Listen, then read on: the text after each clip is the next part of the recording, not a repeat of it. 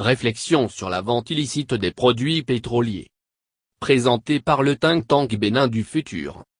La vente illicite des produits pétroliers, communément appelée CPEO, est facilitée par la proximité des frontières nigérianes le long du corridor et du Bénin.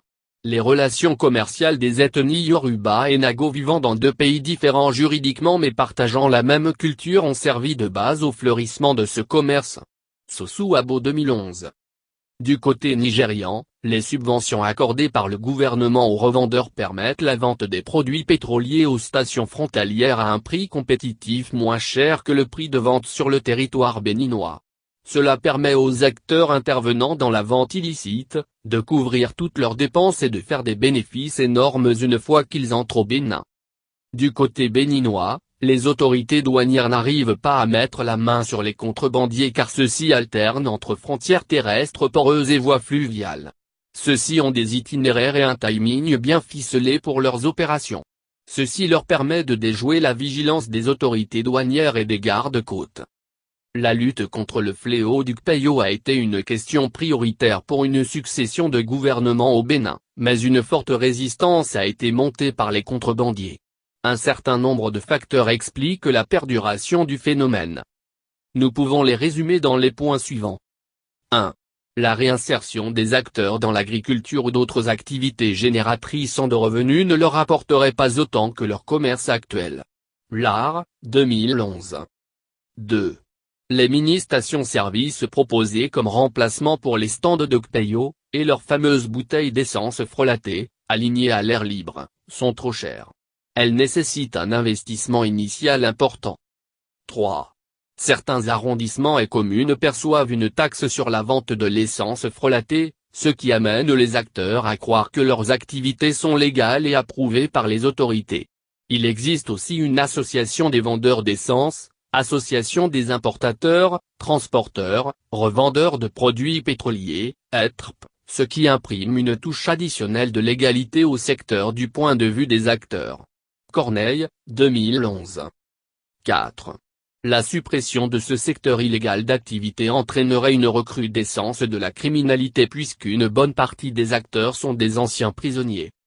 Comme proposition à la résolution du problème, il a été suggéré que l'accent soit mis sur les effets néfastes de la vente des produits pétroliers sur la santé. Les revendeurs usent des tuyaux sales pour aspirer le produit pétrolier d'un bidon à un autre, ce qui entraîne une absorption du liquide par ceux-ci.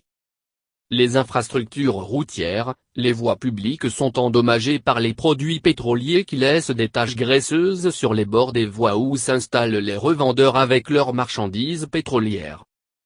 La recrudescence des incendies, le stockage des produits pétroliers dans des entrepôts de fortune, surtout les maisons habitées entraînent fréquemment des incendies laissant constater des pertes en vie humaine et en biens matériels. Les infractions au code de la famille, parmi les revendeurs, il y a des enfants de moins de 15 ans qui sont appelés à aider leurs parents. En mettant l'accent sur le travail des mineurs, le gouvernement pourrait interdire le travail de ces enfants. Corneille, 2011. Une autre proposition qui revient souvent est l'importance de la fourniture des produits pétroliers dans tous les quartiers et hameaux du pays, et sur chaque kilomètre.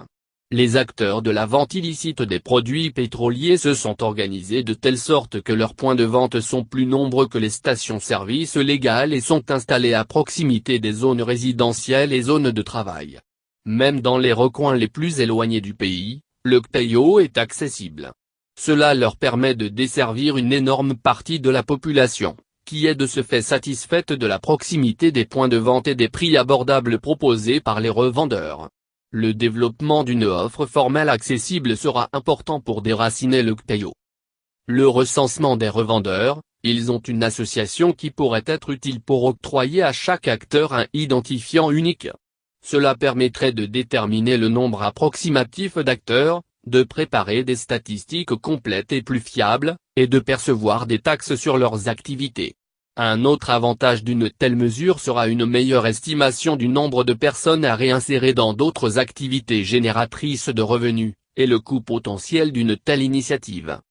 Avec l'avènement du gouvernement de la rupture sous le président Talon et de son souci de moderniser les villes, le préfet du littoral Toboula a demandé aux vendeurs informels de libérer les bords des voies principales, réorientant ceux-ci vers des artères plus éloignées des grandes voies.